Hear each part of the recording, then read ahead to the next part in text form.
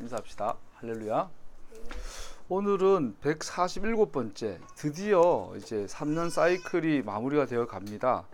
신명기 31장 1절에서 13절 내용, 모세가 죽기 전에 마지막 유언의 내용들인데, 그 중에서도 가장 중요한 것을 가르치고 있는 본문이에요. 그리고 이제 31장 지나서 이제 2, 3주만 더 지나면 3년 사이클이 끝나요. 그리고 10월 초가 되면 심과 토라와 함께 3년 사이클이 마무리가 되고 새로운 3년 사이클이 시작이 돼요.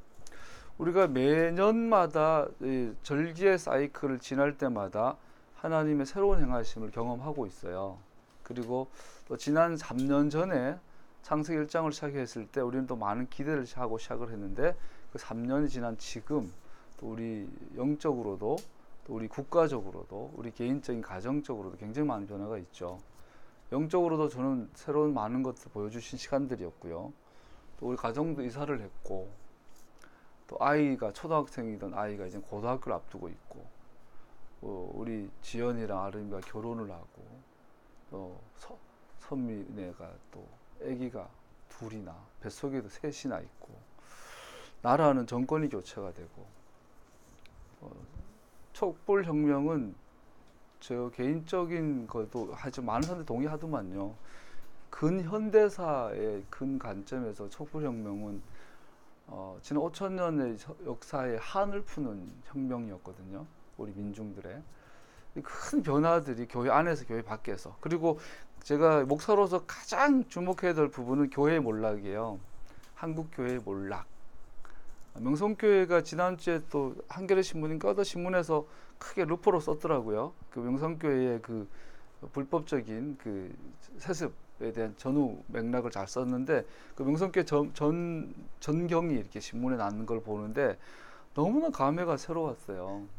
김사환 목사님은 개인적으로 이래 표현하면 안 되지만 나의 아이돌이었어요. 요즘 표현, 나의 우상 이런 토라전 관점에서 이런 말 표현하면 안 되지만, 축구 선수나 가수나 모든 사람은 자기 분야의 이 선망의 그 선배가 있잖아요. 나에게는 목사로서 너무나 존경하는 많은 목사님들 계셨지만, 개인적으로 김사환 목사님이 또 무엇보다 우리 아버님하고 같은 고향이에요. 그 말투가 똑같아요. 표정이나 말투나 또 목사님 예화에 드는 그 과거의 그 일들이 다 우리 돌아가신 아버지한테 들었던 같은 이야기라서, 내가 어릴 때는 김사환 목사님 삼촌인 줄 알았어요. 어릴 때는 그 정도로 너무나 비슷했어가지고 특별한 친근감을 가졌었고, 또 영적으로도 너무나 귀한 교회였고요. 명성교회가 신대원 장로의 신학대학원을 시험 첫해 이제 떨어졌는데, 떨어질 걸 알고 시험을 쳤어요. 그때는.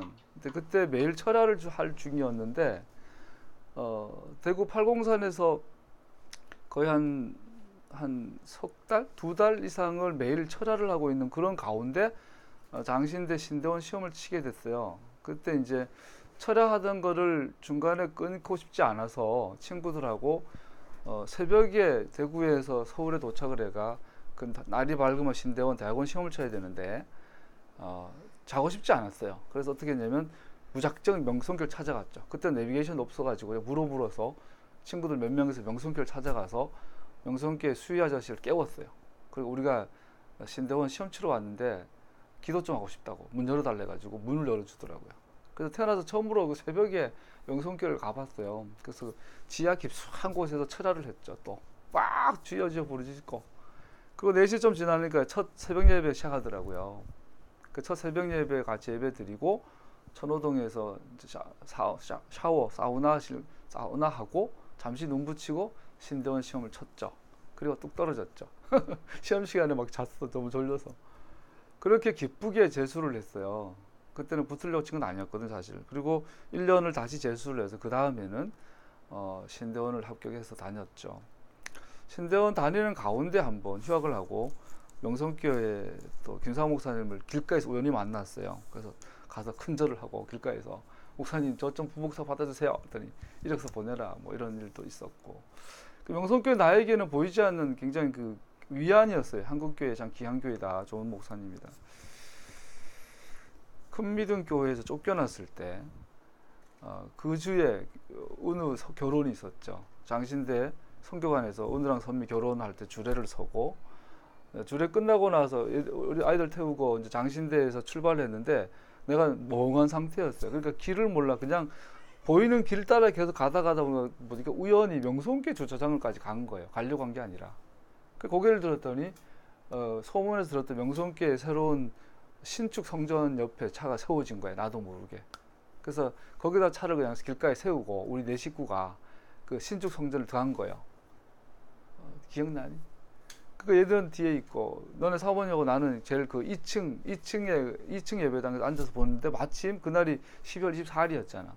그래서 부활절 칸타타 하는 성악가들이 연습하고 있었어요. 그때 마침 그 무대에 섰던 성악가 몇 명이서 바리톤, 소프라노, 테너 4명인가 3명이서 이제 합을 맞추고 있었는데 그때 불렀던 찬양이 큰미등교에서 쫓겨날 때 들었던 그 찬양이었어요. 그래서 나는 목사로서 교단에서 축출되고 어떤 목사님한테서 쫓겨나고 뭐 난 빌비제가 쫓겨났으니까 그러면서 명성교회를 우연히 갖게 됐고 또 같은 찬양을 듣게 됐고 그때 그 엄청 눈물 흘려졌어요. 도대체 나는 누구지? 나는 이제 목사로서도 교단에서 쫓겨나고 뭐 동료들한테도 다 이제 외면당하고 어떻게 해야 되나, 어떻게 살아야 하나, 뭘 먹고 살아야 되나부터 해서 목회는 어떻게 하나 막 그러고 있을 때 명성교회 우연히 또 거기 그날 있었죠. 그래서 명성교회는 나에게는 특별한 감정을 주는 곳이어서 힘들 때마다 수요일에 예배드리고 오고 이랬었는데 어느 순간에 김사환 목사님 변질됐다라는 이야기, 왜곡된, 이제는 뭐 확고하게 너무나 그 신문에서 명성교회 전경을 보는데 서글픈 거예요. 이 한국교회 몰락을 개인적으로 굉장히 상징적인 장면이에요. 9월 이제 통합 측 총회가 시작이 되면 아주 난장판이 되겠죠. 불법과 편법과 여러 가지 김사환 목사님 주도하에 여러 가지의 이런 그 한국교회 몰락을 개인적인 명성교회를 통해서 봐요. 얼마나 그게 변화할 수 있을까? 제주 영락교회에서 개척한답시고 그냥 비행기 티켓 하나 끌고 올라가지고 아무것도 없이 그냥 차 끌고 명성교회 수양관 가가지고 한 달을 있었죠. 거기서 밤에 기도하고 거기서 은혜 받고 위로받고 힘을 얻고 그 모든 것들이 변질되고 타락해버린. 근데 결론은 변질되기보다 처음부터 토라를 발견하고 나니까 처음부터 단초를 잘못 깼었구나 한국교회가 이런 하게 돼요. 자, 3년의 사이클 이야기하고 있어요. 지난 3년의 사이클에 일어났던 일들이에요. 한국 교회는 몰락을, 제가 보기에는 바닥을 보여주고 있고, 정치의 바닥을 보여주고 있고, 또 우리 공동체에도 많은 변화와 회복을 경험하고 있어요. 이제 몇 주, 2, 3주 지나면 우리 새로운 3년이 시작됩니다. 다음 3년이 지나면 우리 주원이와 보겸이가 3살이 되어 있고, 어린이집도 아니겠네. 다나도 3살이고 많은 변화가 준수랑 또 지혜가 또 결혼을 했을 수도 있고 여러 가지 변화가 있을 수 있겠습니다. 기대가 되고요. 또 두렵기도 하고 또 나라는 어떻게 변했을까? 종전선언, 평화협정, 불가침, 남북 통일로 어느 정도 또 진전이 되어 있을까? 많은 기대가 되는 한 해이긴 합니다. 같이 기도하며 나아가야 될 줄 압니다. 오늘 31장 본문은 잘 알다시피 여호수아를 모세가 후계자로 세우는 이야기입니다. 그러면서 오늘 주제가 하나님을 신뢰하는 것인데 하나님의 종 모세가 요약한 메시지를 전하고 있습니다. 그는 백성들과 함께 그 땅에 들어가지 못할 것을 깨닫고 그거 없이 백성들은 전진하라고 약속의 땅을 소유한 백성들을 향한 승리를 위해 하나님을 먼저 신뢰하라고 마지막 권면하는 내용들이 나옵니다. 하나님께서 그들과 함께 가신다. 이 매우 단순한 근거를 대면서 모세는 여호수아에게 동시에 이스라엘 백성들에게 명령이면서 권하고 있어요. 강하고 담대해라. 강해라. 용기를 내라. 담대해라 말하고 있어요. 왜? 하나님 함께 하시니까. 이거를 오늘 본문은 말하고 있어요. 적어도 모세는 이 중요한 사실, 하나님께서 그들과 함께 가시면 사실 그들을 위해 싸우셔서 그들로 대적에게도 승리하게 하실 것이라는 이 사실을 3번 이상 반복해서 말하고 있습니다. 3절 한번 읽어볼까요? 31장 3절 시작. 주 당신들의 하나님이 당신들 앞에서 건너가셔서 당신들이 그 땅을 차지하게 하실 것입니다. 주님께서 말씀하신 대로 여호수아가 지휘관이 되어 당신들 앞에서 분명할 것입니다. 예, 3절에서 네 앞서 건너가실 분이라고 하나님을 설명하고 계시고요. 또 6절에 보면 마음을 강하게 하고 용기를 내십시오. 두려워하지도 말고 무서워하지도 마십시오. 왜? 하나님이 당신들 함께 가시면서 당신들을 떠나지도 않으시고 버리지도 않으실 것입니다. 반복하고 있어요. 세 번째 반복은 8절에서 하고 있어요. 8절에 보면 네 앞서 가신다. 주님께서 친히 그대 앞에 가시며 그대와 함께 계시며 그대를 떠나지도 않으시고 버리지도 않으실 것이니 두려워하지도 말고 겁내지도 마십시오. 함께 있다라는 사실을 의심하지 말라는 이야기죠. 그래서 두려워하지 말고 겁내지 말고 담대해라. 모세는 반복해서 하고 있어요. 전적인 타자이신 하나님, 한량없이 거룩하신 하나님. 이 무슨 말이냐면 초월자, 우리가 신 개념에 있어서 헬라 세계에서 신을 이해할 때 초월자로 주로 이해하죠. 초월자는 인간의 세계를 밖에 있는 자, 익스터널 쇼크라고 그러죠. 이제 외부적인 충격의 구원이라는 것은 우리의 세계 밖에 있는 존재예요. 그래서 어미하시고 광대하시고 거룩하신, 감히 이름을 부를 수 없고 감히 가까이 갈 수 없는 분이시여. 하나님은 창조 세계 밖에 계신 분이잖아요. 하나님은 창조하신 분이잖아요. 창조 세계 밖에 계신 분이기 때문에 창조 세계 안에 있는 우리는 하나님을 알 수가 없어요. 그분이 보여주지 않으면. 그런데 오늘 모세는 동시에 이런 말을 하고 있는데, 그 하나님이 초월적 존재이신 분이, 전적 타자이신 분이 우리 안에 계신다. 우리 함께 계신다. 너와 함께 호흡하며 너의 일상 속에 함께 계신다. 함께 거하신다. 함께 가신다. 우리가 유명한 그림, 눈 녹는 사진 찍었더니 예수님 얼굴이 나왔다. 그거 보면 그리스도는 이 집의 주인이시요 식사 때마다 보이지 않는 손님이시오. 이런 거 있잖아요. 그러니까 우리의 일상 속에 빵구 끼고 이빨 닦고 코딱지 후비고 뭐 부부 싸움 하고 뭐 이런 너무나 이 평범한 삶 속에 함께 하신다라는 것을 모세가 3번에 걸쳐서 반복하고 있는 거예요. 그러니 담대하라는 거죠. 그러니 용기를 가지라고 말하고 있어요. 그들의 군대가 이스라엘을 대적하는 군대를 하나님이 파하실 것을 말하고 있는 거죠. 백성들이 강조하고 있는 것은 여호수아를 신뢰하지 말아라. 하나님을 신뢰해라. 나는 죽고 여호수아가 너희들 리더가 될 거다. 그러나 여호수아를 신뢰하지 말아라. 하나님을 신뢰하라라고 여전히 또 반복하고 있는 것을 보여줍니다. 하나님을 신뢰하면서 동시에 공동체 내에서 함께 일하고 함께하는 다른 사람들을 신뢰하는 문제의 균형을 잡는 것은 언제나 어려운 일입니다. 그래서 이 부분에서 고민할 부분이 이거예요. 여호수아를 신뢰하지 말고 하나님을 신뢰하라 그러는데, 그러면 여호수아는 불신해야 하나? 그러면 여호수아는 의심하고 여호수아를 의지하면 안 되나? 이렇게 또 그런 말인가? 그건 아닌 걸 알 수 있잖아요. 우리에게 필요한 것은 균형이죠. 하나님을 신뢰하는 신뢰함과 우리 동료를 서로 의지하는 것은 같이 가야 되는 거죠. 균형이 무너지지 않는다면 우리는 동료들도 같이 신뢰하고 같이 의지하라고 말하는 것이지요. 그렇지 아니하면 하나님을 신뢰하면서 동시에 공동체 내에서 함께 일하고 있는 다른 사람들을 신뢰하는 문제에는 균형이 필요합니다. 우리는 서로에 대한 필요를 무시할 수 없습니다. 우리가 서로에 대한 필요를 무시한다면 너희는 서로 짐을 져주라는 메시아의 토라를, 갈라디 6장에 나오는 주님의 토라를 실천하는 게 실패하는 것이기 때문입니다.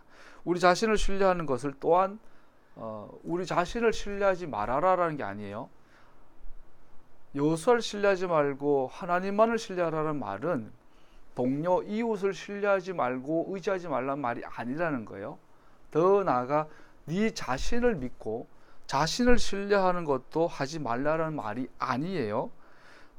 말한 것처럼 주변에 있는 동료를 신뢰하지 않는다면 그 자체가 토라를 어기게 돼요. 서로 짐을 져주라 했으니까, 서로의 필요를 주라고 했으니까. 또한 자기 자신을 신뢰하지 못하는 것도 하나님의 토라를 어기게 돼요.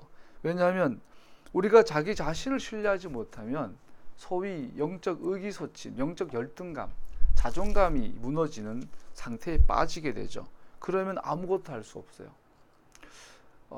요즘 뭐 조현병 그러잖아요. 이렇게 지나치게 업되기도 하고 지나치게 다운되기도 하고 신앙적인 것도 똑같아요. 지나치게 업됐을 때도 하나님을 떠나게 되고 다운됐을 때도 하나님을 못 따라가게 되죠.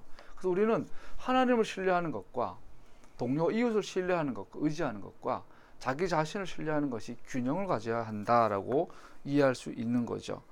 모세는 굉장한 위대한 지도자였습니다. 그의 지도력은 훌륭했으며 성경적이었습니다. 모세는 더 이상 공동체와 함께하지 않으며 그의 지도력은 끝이 났고 또 다른 지도자, 경험이 부족한 여호수아가 그의 자리를 대신하게 됩니다. 모세가 백성들에게 지도자가 해야 할 것은 지도자라면 백성들로 자신이 아닌 하나님을 신뢰하게 하는 사람이라는 것을 상기시킬 완벽한 시간을 맞이한 겁니다. 모세가 자기 자신을 리더십을 이양하는데 그의 태도가 굉장히 충격적입니다. 너무나 무미건조합니다. 너무나 루틴합니다. 너무나 일상적입니다. 너무나 자연스럽습니다. 너무나 의미 없은 것처럼 무미건조하게 리더십을 이양하고 있는 모습을 보여줍니다. 그리고 하나님께서 내게 말씀하셨다. 너는 이 요단을 건너지 말아라. 여호수아는 하나님께 말씀하신 것처럼 네 앞에서 건널 사람이다. 무슨 말이죠? 이것을 전하라는 거예요. 모세야, 백성들에게 이렇게 전해라. 근데 그 내용이 뭐냐면 모세 너는 그만. 모세는 120년 동안 모세 인생의 목적은 그 땅이었어요. 약속의 땅. 거기 땅을 들어가 보는 게 모세는 존재 이유였어요. 삶의 목적이었어요. 근데 하나님께서 뭐라고 그러냐면 너는 거기에 못 들어갈 거야. 거기에는 여호수아가 들어갈 거야. 너는 여기서 그만. 그러면 보통 같으면 이제 무너지죠.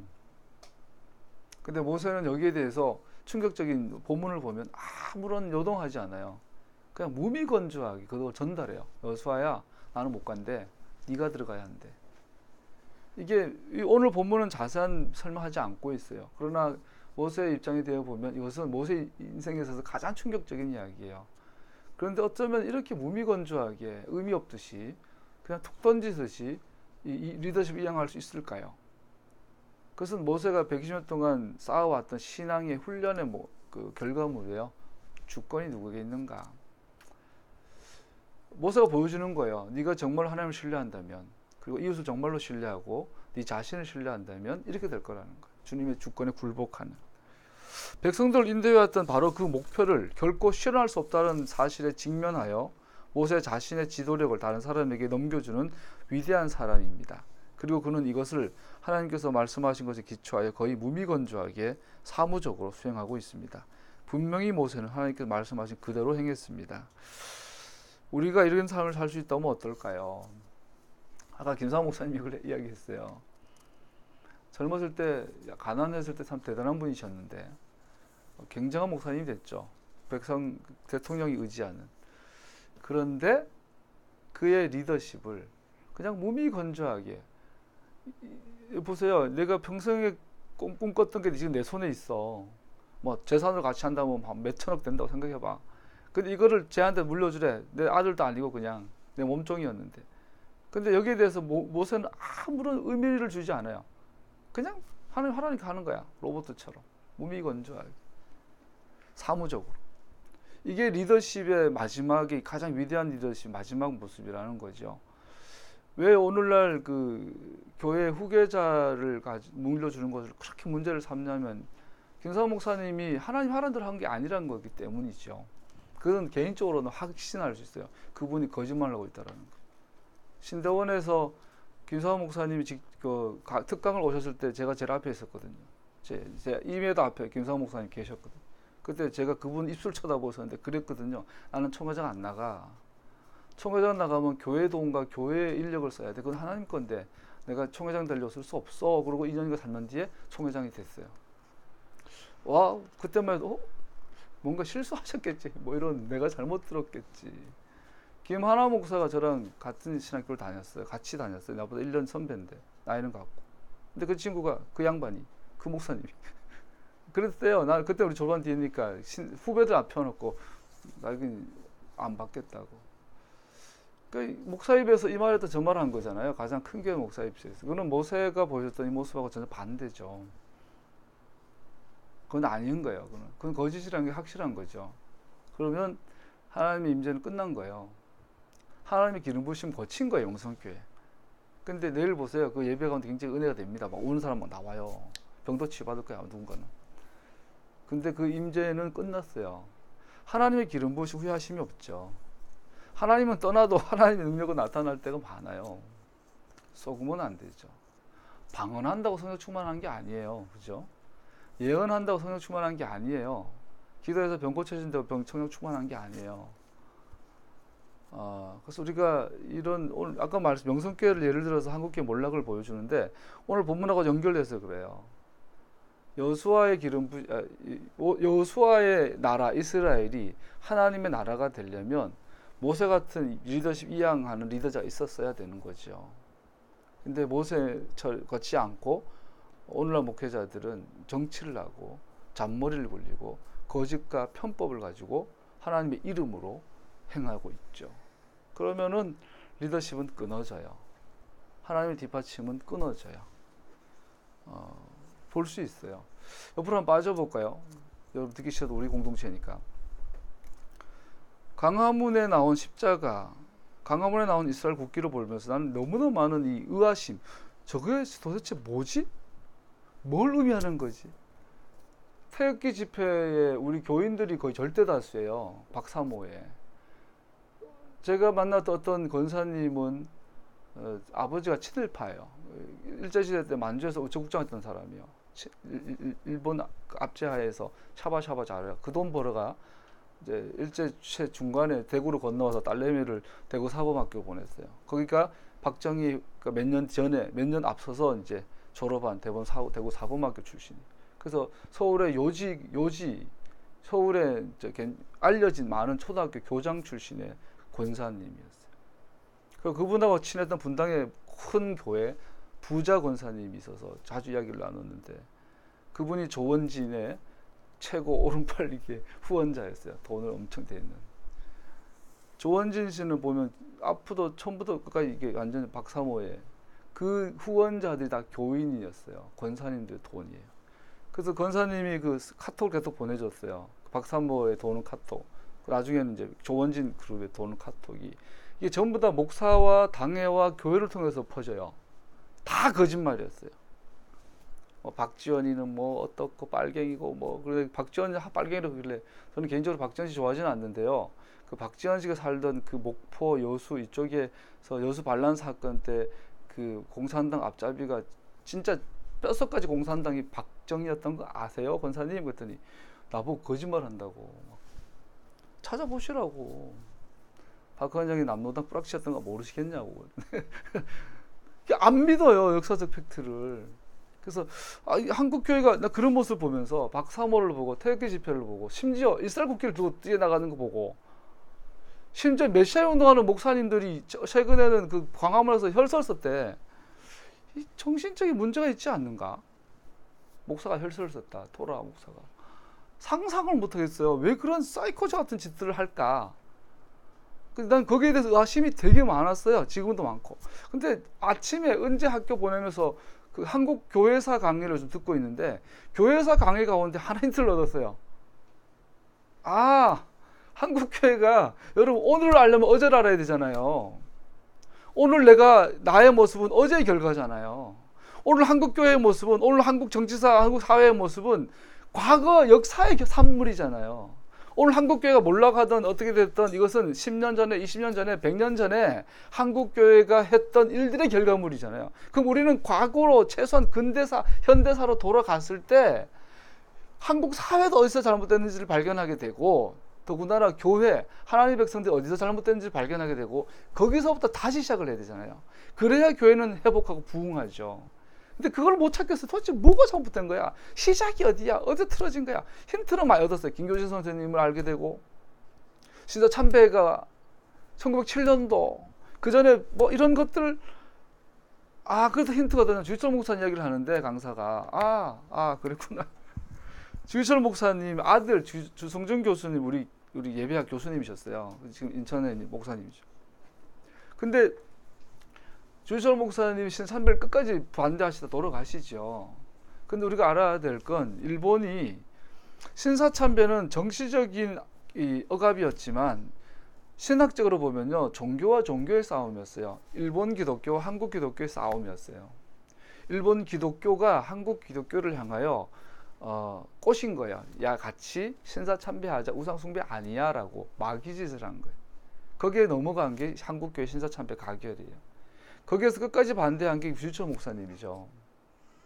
그런데 일본 목사들이 한국의 교회에 와서 꼬실 때 세 가지로 꼬셨어요. 신사 참배. 남산에 있는 신사는 국토 신사, 그 신사니까 국가 신토니까 얘는 종교가 아니야 라고 꼬셨어요. 그때 많은 기독교인들이 거의 90% 이상이 다 넘어갔죠. 그래, 국가 의례야 그러고 했어요. 두 번째 강요했던 게 어진 참배예요. 왕의 얼굴을 걸어놓고 절하는 천황 일왕의 얼굴 걸어놓고 거기에 절하는 걸 어진 참배라고 하는데, 이거는 거절하기도 하고 많은 사람들이 받아들였어요. 이거는 우상 숭배가 아니다라고. 주지철 목사님은 그걸 받아들여요. 우상 숭배가 아니다라고. 왜? 살아있는 천황의 얼굴이니까 말이 되죠. 그러나 그는 무식한 행동이었어요. 일본에 있어서 천황은 살아있는 신이에요. 현신. 국가 신토라는 일본의 국가 종교는 천황을 신으로 모신 종교를 말해요. 천황을 신으로 한 국가 이데올로기가 신토예요. 살아있으나 죽으나 천황을 섬기는 것 자체가 우상이고, 그 천황이 실제로 천황 일왕이 즉위할 때 그날 밤에 그 영적인 성관계를 갖는데, 그게 무슨 뭐니까 일본의 국조신 여신하고 같이 통침을 해요. 영적으로. 그때 쓰는 초라든지 밥은 완전히 제사장들이 귀신 무당들이 길러낸 쌀을 먹으면서 그날 밤을 보내요. 그리고 왕으로 즉위하는 거예요. 일왕은 살아있지만 얘는 살아있는 우상이에요. 살아있는 인간 우상이 돼요. 그래서 어진에게 숭배하는 것 자체가 이건 우상 숭배예요, 확실히. 근데 주기성 목사님 받아들여요. 세 번째가 뭐였냐면은 동방요배. 동방요배라는 것은 아침에 매일 12시인가 되면은 전국의 공기관과 학교에서 일어나가지고 동쪽 신사가 있는 쪽을 향하여 절을 해야 돼요. 살아있는 천황을 절하는 거예요. 다시 말하지만 왜 천황을 숭배하냐면 천황은 신이기 때문에, 그 천황을 신으로 모신 가장 오늘날 지구상의 정치 집단과 일본의 군국주의, 일제시대 군국주의가 가장 유사한 게 IS예요. 자살폭탄 테러하는 애들, 가미가제들 죽기 전에 천황이 내리는 술 한 잔 어주를 마시고 뛰어내려요. 걔네들은 팔복 자살하는 게 천황을 왕으로 신으로 모셨기 때문에. 그래서 어진에 숭배한다거나 동방요배는 신사참배와 똑같은 우상 숭배예요. 그런데 주지철 목사님은 창시개명도 하세요. 어진 참배도 하세요. 동방요배도 해요. 그러나 국가 신토, 남산 신토를 참배하지 못하겠다고 순교하신 거예요. 한계가 뚜렷하죠. 그래서 뭘 말하고 싶냐면, 신사 참배는 두 가지 의미가 있어요. 영적으로는 하나님을 버리고 일본 천황을 신으로 모신 거예요. 우상 숭배죠. 민족적인, 역사적인, 정치적인 의미에서는요, 국가를 버린 거예요. 일본의 역사가 나의 역사가 되고, 일본의 왕이 나의 왕이 되고, 이젠 대한민국, 조선이 내 나라가 아니라 일본이 나의 조국이 된다고 고백한 게 신사 참배예요. 그렇다면 주지철 목사님이 했던 목회 신학적 철학이 뭐예요? 신앙생활 하면 돼. 정치적으로 내 조국 대한민국이, 그 당시에는 임시정부 산하긴 하지만 대한민국이 어쩌면 몰락한 대한제국이 내 나라가 아니라는 고백이 주지철 목사님 신앙이었던 거예요.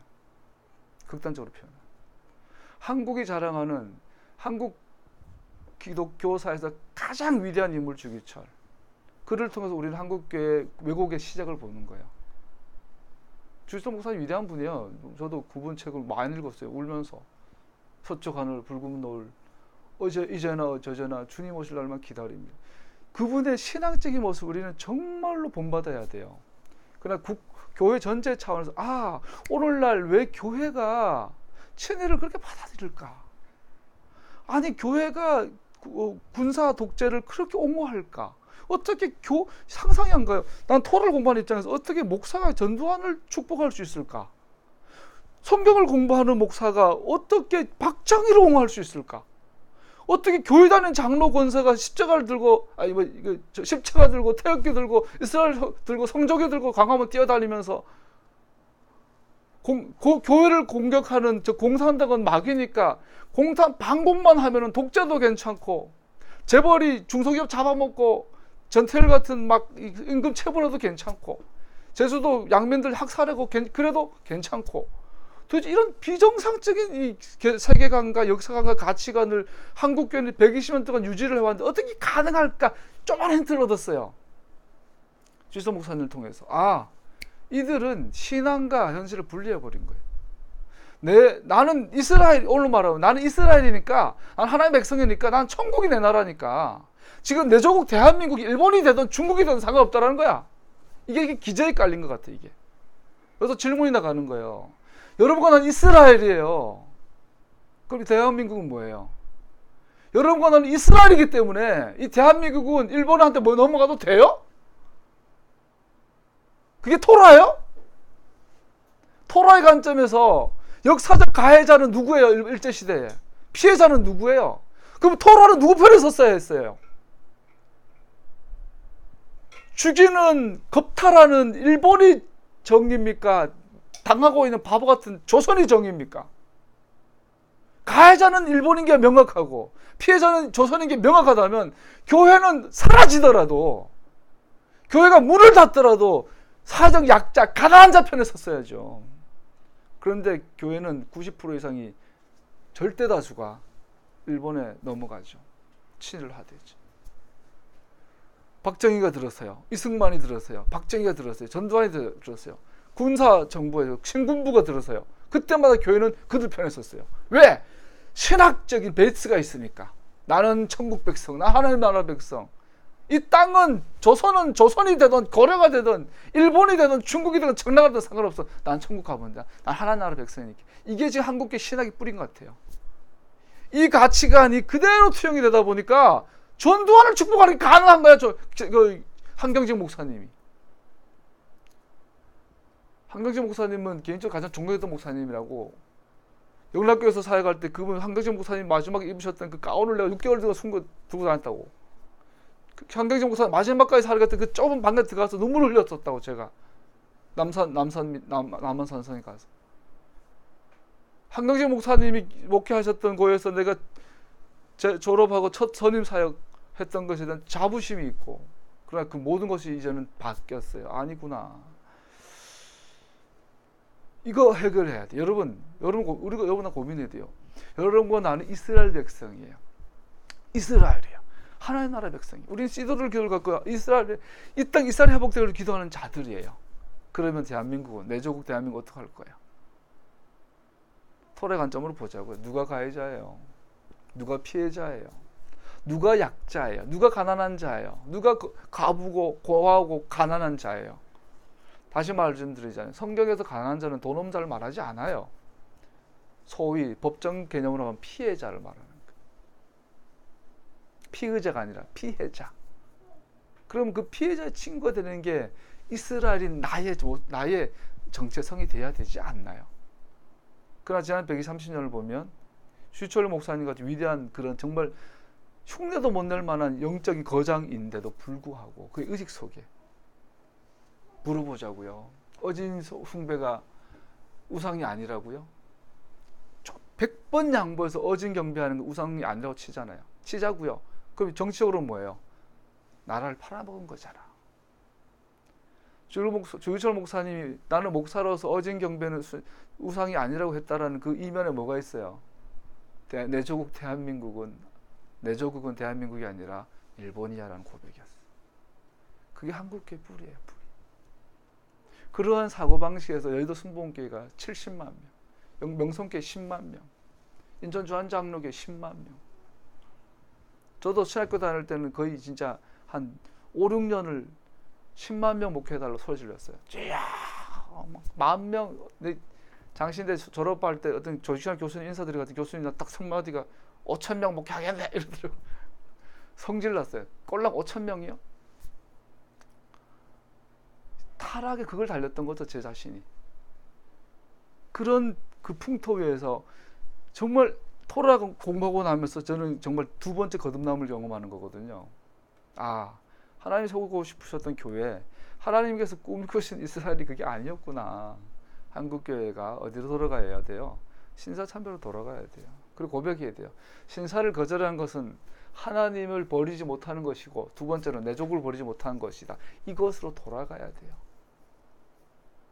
어진 경배가, 어진 숭배가, 동방요배가 우상 숭배 아니라면 김구는 뭐야? 바보야? 1938년도에 신사참배를 가결을 해요. 그때 김구 선생님은 상해에서 거지가 돼가지고 너무나 가난해가지고 충칭지대로 지금 대 이동하고 있던데요. 거지가 돼가. 그때 장준하 선생님 글 쓴 거를 봐요. 막 이가 득실 밥을 못 먹어서 전부 다 막 상거지 거지가 되는 거. 자고 나면 이가 긁고 그게 김구였다니까. 그렇게 거지꼴로 충칭 가가지고 장제에서 도움 받아가지고 충칭 임시정부 세우고 32년도 그 윤봉길 폭탄 던지고 이렇게 나면서 막 돈 받아내가지고 나중에 국내 침공 작전도 열리고 나중에 리더가 된 거지. 김원봉은 뭐였어요 그 시간에? 주유철 목사님이 어진 참배할 때 김원봉 선생님이 뭐 하고 있었냐고요. 그들 앞에 교회가 창피하지 않냐고요. 신앙의 지존을 지켰는지 모르지만 민족적 반역에 선 자리 선 거잖아요. 나라를 버린 자리였잖아요. 그 자리는 어진 경배 동방요배는 나라를 버린 자리였잖아요. 조국을 버린 자리였잖아요. 그러면 진정한 신앙이었을까요 그게? 그 진정 이스라엘로의 삶이었을까요? 아니잖아요. 토라 회복이라는 게 뭐예요? 메시아닉 교회 운동이라는 게 무엇입니까? 하나님의 토라로 돌아가면, 일제시대로 돌아가면 당시의 사회적, 경제적, 국가적, 민족적 약자인 조선의 편에 서는 것이 토라 아닌가요? 지금 돌아보자고요. 지금 이 사회로 돌아왔을 때 양승태가 교인이에요. 대법원장이 교인이에요. 그는 누구 편에 섰어요? 그를 같은 목사들은 도대체 뭘 가르친 거예요? 강자 편에 섰지 약자 편에 섰나요? 이명박은 장로예요. 그 누구 편에 섰어요? 돈 편에 섰지. 말이 최순실 아버지 누굽니까? 최순실 그 부자가 한국교회를 완전 가지고 놀 만한 수준이었던 거죠. 다시 말씀드려요. 모세가 여호수아에게 리더십 이양을 할 때 무미건조한 이 태도, 이것은 무서운 거, 위대함. 김사환 목사님에서는 찾아볼 수 없는 오늘 한국교회 이 추태, 이 비겁함, 이 간사하고 강교함, 한국교회 리더들에게서 발견할 수 없는 아주 위대한 리더십이에요. 여호수아야, 난 저기 못 간대. 네가 리더래. 아무 표정 변화 없이, 마음의 요동함 없이. 이것이 진정한 리더들이요. 한국교회 회복해야 될 모습이에요. 그것이 토라 회복이에요. 어떻게 토라를 공부하고 메시아닉 교회를 공부하는데 십자가 들고 태극기 들고 광화문을 뛰어나갈 수 있죠? 성조기 들고 이스라엘 국기를 들고. 제가 보기엔 정신병이 사이코예요. 있을 수 없어요. 민족을 위한 모세의 권고는 여호수아 자신에게 한 것과 같습니다. 강하고 용기를 가져라. 두려워 말아라. 6절 8절에 나오죠. 강하고 담대하란 이 두 구절은 중언법입니다. 하나를 위해서 다른 표현을 두 개를 반복해 쓰는 거죠. 주로 모세가 여호수아에게 지도력을 이양할 때 사용했던 단어고 신명기어와 여호수아에게만 발견되는 표현입니다. 강하고 용기를 가져라. 신명기 3장 28절 처음 나옵니다. 그러나 여호수아에게 맡기고 그에게 용기를 주고 힘을 주어 강하게 하여라. 모세는 어떻게 여호수아에게 용기를 부어줬을까요? 그러면 어떻게 실제로 용기를 부어줬을까요? 어떻게요? 말로. 하나님 안에서 강하고 담대하라고 명령함으로 그렇게 용기를 북돋워 주었습니다. 여호수아에게 하나님을 가리키고, 첫 번째 말로 여호수아의 눈을 하나님을 바라보라고 말했고, 너는 하나님을 보아라, 하나님을 지명했고, 두 번째 진정한 승리는 전능하신 분과 그의 일에 신실함에 달려있다는 것을 상기시켜 주므로 여호수아에게 어떻게 강하고 용감하게 살아라고 해줬냐면, 구체적으로는 여호수아의 주의를 하나님께로 돌리게 만들었고, 두 번째로 네가 하나님께 복종할 때 진정한 승리가 있을 거라는 것을 기억나게 해주었고, 이 두 가지를 말로 강하고 용기를 가져라고 해주었다고 합니다. 여기서 우리는 중요한 것을 배우게 됩니다. 진정한 친구는, 리더는 고난의 때에 하나님을 신뢰하라고 권면하는 자입니다. 도움의 손길을 확장하는 것은 당연합니다. 우리가 주변에 필요한 사람들에게 뭐 물질적이나 여러 가지 도움을 주는 것은 당연합니다. 그러나 진정한 친구는, 진정한 도움은 가장 고난에 당한 사람들을 하나님께로 인도하는 자들입니다. 전능하신 분을 신뢰하는 것은 용기를 증가시키는, 북돋아주는 말로 어려움에 빠진 사람은 누구나 환영해야 합니다. 확실히 하나님께서는 삶의 모든 어려움 가운데 당신의 자비를 전하는 가까운 친구들을 보내주시며, 최고의 친구는 신중하고 친절하게 우리로 하나님의 선하심을 더욱 신뢰하도록 인도하는 자들입니다. 지난 3년을 돌아봐요. 지연이가 경식 형제를 만났어요. 나는 지연이를 10년 봐서 알지만 지연이 속에는 상처가 없어요. 경식 형제가 지연이를 치유할 건 하나도 없을 거예요.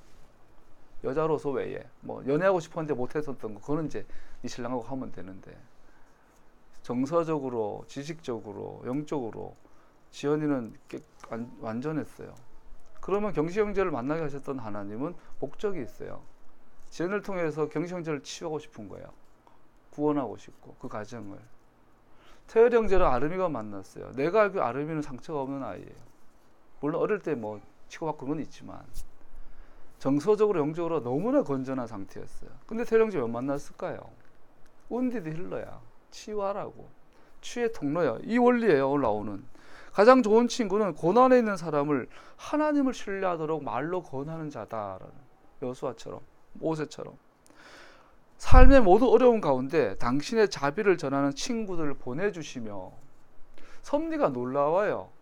우리 지연이가 처음에 그 대학 졸업할 때 우리 아파트 왔다가 다시 갔다가 졸업하고 다시 올라와가지고, 처음에 지연이 직장이 용인이었고 학교는 숙명여대였고 집은 거여동이고, 진짜 상상을 못하고 지금도 새벽에 예배, 새벽 예배, 저녁 예배 다 우리 하루 2번 예배 드렸잖아.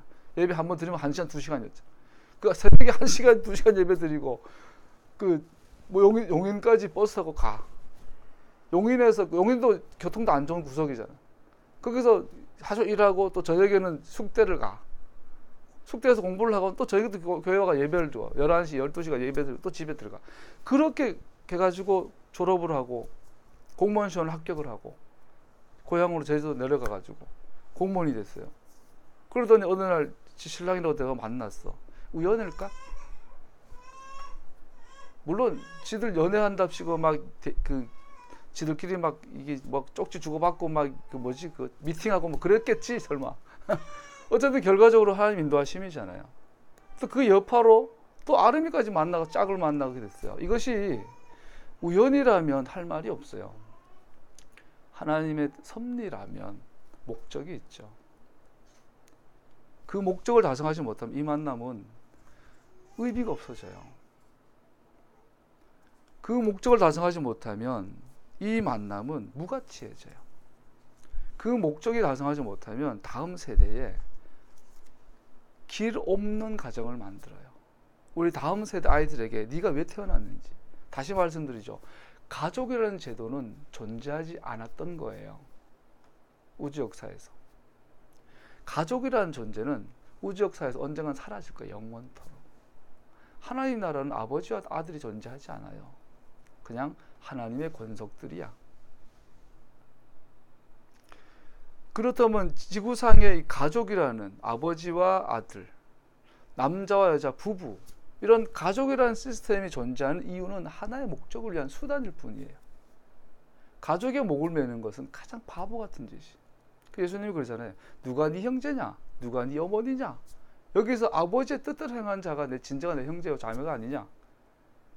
죽은 자는 죽은 자로 장사 지내가고 산 자는 나를 따르라. 예수님 아시는 거예요. 우리는 뭐 연애에 목숨 걸고 내 마누라, 내 남편, 내 새끼 목숨 걸지만 다 사라질 관계들이에요. 없었던 적이 있었던 것들이에요. 없어질 것들이에요. 그렇다면 지금 결혼이라는 것은 하나의 목적을 위한 수단일 뿐이에요. 내가 누군가와 만나서 결혼했는데 그 목적을 달성하지 못한다면 이 결혼은 무가치한 거예요. 동물적인 개, 돼지 같은 것들. 동물과 다를 바가 뭐가 있습니까? 어차피 죽으면 흙이 될 건데. 하나님의 섭리를 땅에 남기지 못한다면, 여수아라는 나의 다음 세대를 남겨놓지 못한다면 이 결혼은 무가치예요. 주원을 보내시고 복음을 보내시고 단아를 보내세요. 지혜는 선생님에서 학교에서 학원에서 아이들 가르쳐요. 준수는 사업하는 자리에서 너에게 영향을 맡은 많은 파트너들이 있을 거예요. 우리에게는요, 무언가를 남겨야 돼요. 그 목적을, 하나님의 목적을. 그 목적을 남겨야 돼. 이것을 어제 말한 건 대의예요. 대의. 소위 성리학적으로 말하면, 조선시대 표현으로 말하면, 남자는, 아버지는 대의가 있어야 한다. 선비는. 대의가 없이 사는 선비는 선비가 아니에요. 조선시대 개념으로. 영적으로 말하면 소명 없는 자, 사명의식 없는 자, 소명의식 없는 자는 아버지 역할을 못해요. 남자는 여자에게 반드시 소명의식을 일깨워주는 자가 돼야 돼요. 아버지는 자식에게 반드시 사명을 물려줘야 돼요. 너는 왜 태어났는지, 너는 왜 사는지, 뭘 하다가 뭘 남겨주고 할지를 아버지를 통해서 받지 못하면 그 사람은 아버지 자격이 없는 거예요. 열심히 먹고 살기 위해서 살게 사는 건 동물이에요, 동물. 사자 보세요. 배부르면은 디비 자다가 배고프면은 어슬렁 밤새도 뛰어다니고 뭐 먹고 또 배부르면 자고. 우리가 샤bat 때마다 포도주와 떡을 먹는 이유가 뭐예요? 내가 누군지 피를 통해서 나의 정체성을 상기하고, 떡을 통해서 나는 왜 사는지, 무엇을 위해 사는지를 돌아보게 만든 샤bat의 기본적인. 모세는 여호수아를 통해서 리더십과 소명과 사명을 이양합니다. 모세 속에 있었던 이 약속의 땅이라는 이 자기의 이 목적은, 모세는 깨달은 것은 이것은 내 개인의 소명이 아니라 하나님의 목적이구나, 하나님의 비전이구나, 소명이구나. 하나님의 비전을 이양시키고 있는 거예요. 지금 야곱이 죽을 때 자식을 품고 뭐라 그럽니까? 자식을 안고 마지막 유언이 나는 떠나나 하나님이 너와 함께 계셔 너희를 저 땅으로 인도하시리라.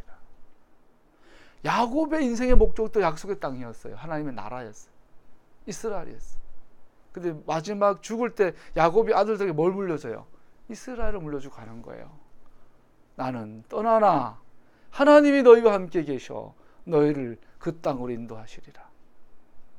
아브라함도 그 유언하고 죽었어요. 이삭도 죽을 때 그 유언했어요. 소명을 물려줬어요. 야곱도 물려줬어요. 여러분과 나도 자식에게, 내 부인에게, 내 가족에게 아버지라면, 남자라면 아버지의 권위는 거기에서 와요. 돈 많이 벌어주고 뭐 사회적 지위에서 오는 게 아니라. 지혜는, 준수는 아직 미혼이니까 꿈을 꾸세요. 부부가 한 마음으로 한 나라를 쳐다봐. 결혼을 한 누구랑 어떤 사람 결혼해야 되냐면 한 나라를 같은 나라를 꿈꾸는 자, 같은 나라를 향하여 돈을 벌고 저 나라가 이 땅에 이루어지기 위해서 기도하고 그 나라를 위해서 같이 돈을 벌고 그 나라를 위해서 같이 자녀를 양육하고 그 나라를 위해서 같이 늙어가고, 그런 사람이 성경이 말한 부부예요. 부부. 그 목적을 달성하지 못한다면 우리가 하는 이 결혼이라는 것은 그냥 동물적인 거예요. 그냥 왔다가 사라지는, 흙으로 왔다 흙으로 가는 것일 뿐이게 되는 것이죠. 그래서 우리의 삶의 고난의 때마다 하나님께서는 하나님을 보게 만드는 친구를 보내십니다. 최고의 친구는 신중하고 친절하게 우리로 하나님의 선하심을 더욱 신뢰하도록 인도하는 자들입니다. 여호수아 1장 6절, 7절, 9절에는 하나님께서 직접 여호수아에게 이렇게 말씀하십니다. 강하고 담대해라. 모세를 통해서 말씀하신 하나님이 이제는 여호수아를 통해서 말합니다. 강하고 담대하라. 무슨 말이에요? 그 땅을 차지하게 될 거다. 왜? 내가 너와 함께 할 것이기 때문에, 내가 네 앞서 갈 것이기 때문에, 내가 네 대신 싸울 것이기 때문에 그 땅을 차지하게 될 거야. 여호수아는 아는 거예요. 아, 모세 어른이 했던 그 꿈이 하나님의 것이었구나. 이제 내가 그걸 받는구나. 그럼 나는 이 백성들에게, 나의 제자들에게 이걸 물려줘야 되는구나. 그걸 실현하는 게 여호수아야. 정복하잖아요. 그 땅을 차지하잖아요. 차지할 때마다 전쟁의 방법이 뭐예요? 지는 가만히 있어. 지가 안 싸워. 하나님이 가라면 가고 서라면 서고. 여리고 성 앞에 섰어요. 밤에 잠이 안 왔나 보죠. 여호수아가 혼자 어성거리는 앞에 큰 칼을 친 아주 장수가 하나 서요. 여호수아도 장수죠. 칼을 빼든지 모르겠다만 넌 누구 편이냐? 그랬더니 그 천사가 말해요. 나는 네 편도 아니고 나는 너의 대적 여리고 편도 아니고 나는 내 편이야. 여호수아 넌 내 편이 돼야 돼. 이렇게 말하죠. 쉽게 말해요. 근데 여호수아가 무릎을 꿇어요. 아, 여리고를 싸우는 것은 내 전쟁이 아니라 주님의 전쟁입니다. 이 땅을 정복하는 것은 내 전쟁이 아니라 주님의 전쟁입니다. 이 땅은 내 땅이 아니라 내 목적, 내 소원이 아니라 주님의 소원입니다. 무릎을 꿇은 거예요. 너는 누구 편에 설 거야? 그때 여호수아는 주님 편에 서죠. 모세가 여호수아에게 땅을 이양하는 자세 똑같아요. 무미건조한 자세. 내 것이 아니라는 거예요. 부모에게는 반드시 그 권위가 있어야 돼요. 자식에게 그 땅에 대한 소원을 물려주는. 그 이스라엘의 소원, 내가 이스라엘이고 이스라엘의 이 땅에 실현하는 자라면, 다시 빠지면 어진 숭배 같은 거 그딴 짓 못해요. 물론 저는 개인적으로 내가 주철 목사님 돌아간다면 저는 제일 먼저 신앙 잠겼을 거예요. 맞을까봐. 맞으면 아프잖아. 태형 막 손톱 막 자르고 막. 난 제일 먼저 난 예수 안 믿어요 막 도망갔을 놈인데 뭐 지금으로 상황 아니니까 큰 소리 쳐보는 거예요. 여러분과 내가 이 지금은 최소한 지금 우리 상태에서는 뭘 해야 됩니까? 저건 아니라는 거예요. 광화문에서 태극기 흔들고 저거는 반토라 행위예요. 광화문에 십자가 들고 성조기 들고 이스라엘 국기 들고 뛰어다니는 거는 제가 보기엔 반토라 반이스라엘적이에요. 줄이를 틀어야 돼요. 잡아가지고 말씀을 조금씩 마무리하도록 하겠습니다. 여기서 강해라, 하작이란 단어는 강하란 뜻이 붙잡아라, 와락 붙잡아라, 체포할 만큼 붙잡아라, 꼭 붙잡아라 이런 뜻이에요. 강하란 말이. 이걸 죄경으로 바꾸면 용기를 내라, 누군가를 강하게 해줘라는 뜻이라고 합니다. 강하게 하다라는 두려움이나 적이 내놓을 수 있는 승리의 마지막 한 수를 패배하지 않는 것을 의미합니다. 전쟁에 있을 때 적을 두려워하지 않고 상대방이 어떤 수를 쓰더라도 결국은 승리하게 하는 것을 강하다라고 표현한답니다. 강하게 한다는 것은 성공을 가져오는 것을 움켜쥔다고 말합니다. 지금 전쟁을 붙었어요. 아무리 봐도 불리해, 질 것 같아. 근데 내 눈에 저거를 선점하면 반드시 이기겠어. 근데 그것을 선점하고 끝까지 붙잡고 있는 것을 강한 거라 그래요. 여호수아는 뭘 보죠? 하나님이 내가 너와 함께 하리라. 내가 네 앞서 가리라. 내가 네 대신 싸우리라. 뭘요? 이 말을 믿었어요. 끝까지. 이것이 강하다. 다른 말로 말하면 뭡니까? 믿음이죠. 믿음. 여러분과 제가 가장 힘들 때가 믿음이 약해질 때인데, 저도 개인적으로 제일 힘들 때가 하나님 나와 함께 하시는지 의심스러울 때. 힘들어요. 교단에서 몰려나고 목사로서 목회 현장에서 완전히 왕따가 될 때, 과연 하나님 함께 하신다면 이럴 수 있을까? 내가 잘못했을 가능성보다 다수가 잘못했을 가능성보다 내가 잘못했을 가능성이 높잖아요. 아무리 토라 메시아닉 그래도 제가 가고 있는 길이 잘못됐을 확률이 더 높잖아요. 그러니까 하나님이 떠났기 때문에 이런 거 아니야? 이런 생각 많이 하게 되죠. 그럴 때마다 정말 절망감에 들죠. 강하지 못한 거예요. 여러분 강하기를 축복합니다. 나도 강하렵니다. 주님의 약속을 끝까지 붙잡으십시오. 그것이 강함이라고 말합니다. 본문에서 강하게 하다라는 것은 하나님께서 자기 자신을 우리 아버지로, 우리의 보호자로, 우리의 공급자로, 궁극적으로는 그 말의 모든 의미에서 우리의 구원자로 당신을 나타내시는 그 사실을 붙잡는 것을 강하다라고 합니다. 두 번째로 담대하라. 이 아마츠라는 단어는 똑같은 의미긴 합니다. 앞에 강하다는 말과 담대하라, 용기를 가져라 번역이 되는데, 그것은 어떤 나무가 있는데 어떤 바람이 불어도 견디는 힘을 아마츠라고 한답니다. 요즘 비가 와가지고 많이 침수되고 집이 무너지고 서울 어디에서는 이게 무너졌다면서요, 집안이. 그런 태풍이나 바람이 불어도 집이 버티는 거, 이것을 아마츠라고 한답니다. 창수가 이르고 비바람이 불어도 그 반석 위에 지은 무너지지 않는 그거 든든함, 이것을 아마츠라고 한답니다. 그것을 가지고 용기를 내다, 담대하다라고 표현한답니다. 하나님을 믿는 진정한 믿음은 피할 수 없는 재난을 직면하여 견딜 수 있게 하는 힘이나 용기를 생산합니다. 그러한 힘을 내게 하는 요소들이 무엇일까요?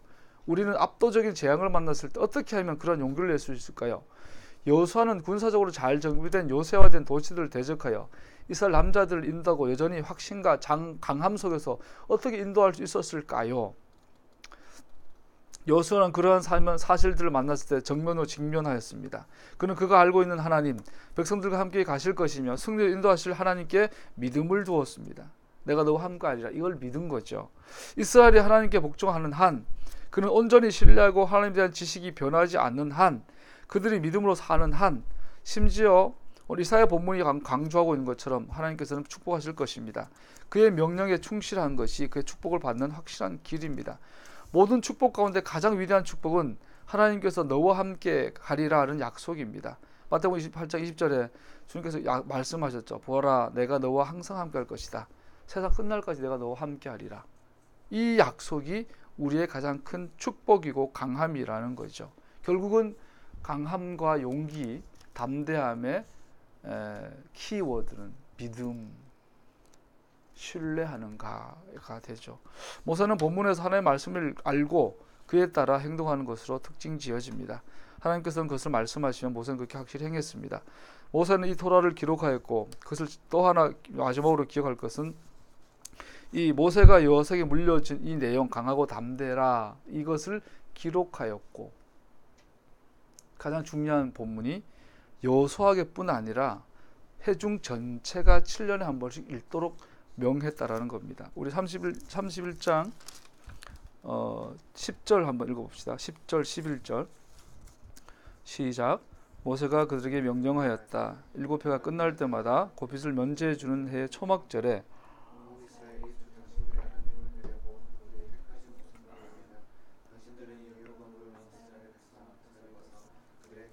7년에 한 번, 7년을 7번 하면 49년이 되잖아요. 그러면 50년 되는 희년이 되잖아요.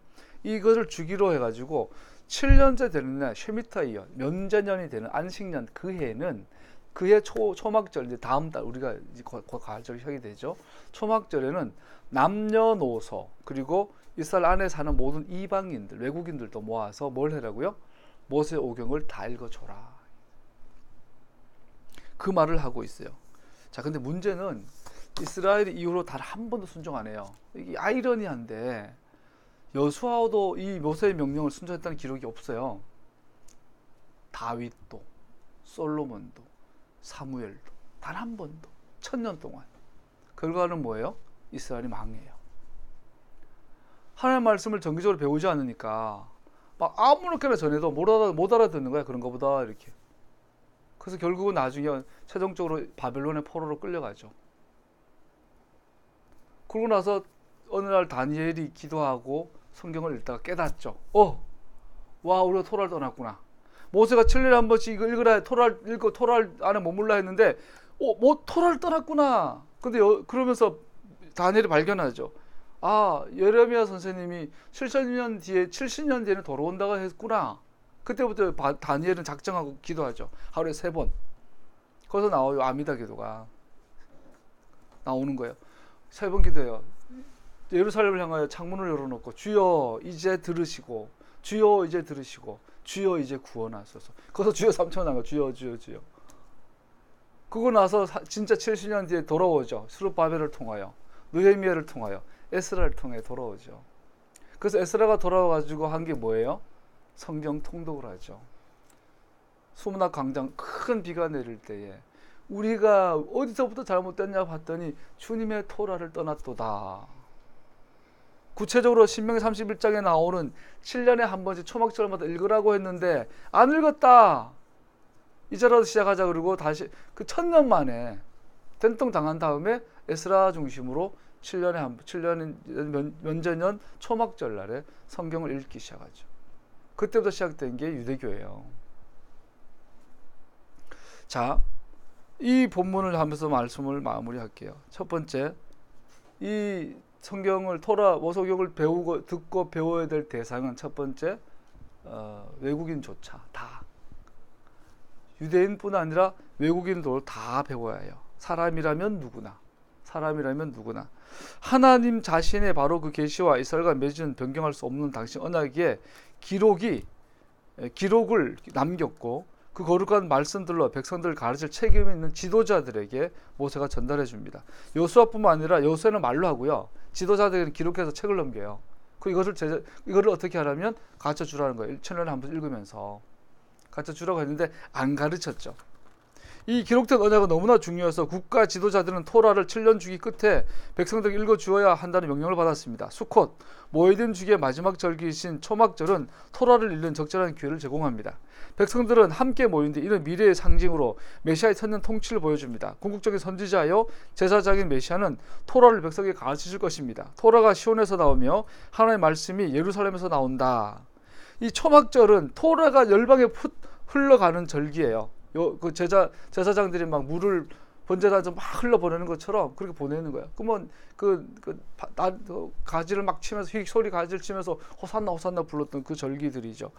자, 이거 나중에 초막절 하면서 좀 더 나누기로 하고요. 두 번째, 여기에서 누구를 불렀냐? 첫 번째, 외국인들도 다 불렀어요. 모든 외국인들. 유대인들뿐 아니라 이스라엘에 속한 모든 외국인도 다 불렀고요. 두 번째, 아이들에게 모든 어린 아이들도 불러서 같이 토라를 읽는 것, 토라 리딩하는 것을 듣게 만들었어요. 토라는 모든 일을 위한 것이었습니다. 그것이 하나님의 의도라는 것입니다. 믿음의 언약의 백성들의 모든 이론들은 하나님의 말씀을 읽는 소리를 들어야 하며 그래서 그것을 배워야 하며 그래서 그들은 그 말씀을 신중히 행해야 합니다. 자녀들이 그 모임과 회중의 일원이 되며 토라를 읽는 것을 들어야 한다는 것은 매우 중요합니다. 그리고 처음부터 어릴 때부터 들려주라고 말합니다. 심지어 뱃속에 임신해 있는 상태에서부터 성경을 반복해서 들려주라고 말합니다. 특별히 토라를, 모세오경, 특별히 레위기를. 어린 아이들을 토라의 방식으로 가장 어릴 때부터 훈련하는 것은 공동체의 의무인 것을 보여줍니다. 우리 자녀들이 어른들과 함께 토라를 배우는 것과 참여하도록 더 나이가 들 때까지 기다리지 말라고 합니다. 우리는 아이들의 눈높이에 맞춰서 그들이 먹을 만큼 가르쳐야 하고 하나님께서 그들의 마음속에 말씀을 심을 것이며 영원한 열매를 맺게 하실 것을 신뢰하며 가르쳐야 합니다. 주님의 토라는 흠이 없고 영혼을 소생시킵니다. 인생의 전장에서 강함과 용기를 내는 것은 결국 하나님을 아는 것과 관련됩니다. 그가 우리와 함께 계시다는 것을 아는 것, 그가 누구이신지, 그의 성품을 아는 것, 그리고 그가 행하시겠다고 약속하신 것이 약속이 무엇인지를 아는 것이 우리를 강하게 하고 담대하게 합니다. 이 모든 것들은 그의 말씀을 알고 믿음으로 그 말씀을 따라 살겠다고 하는 사람들에게만 쓸모가 있습니다. 할렐루야. 기도하죠.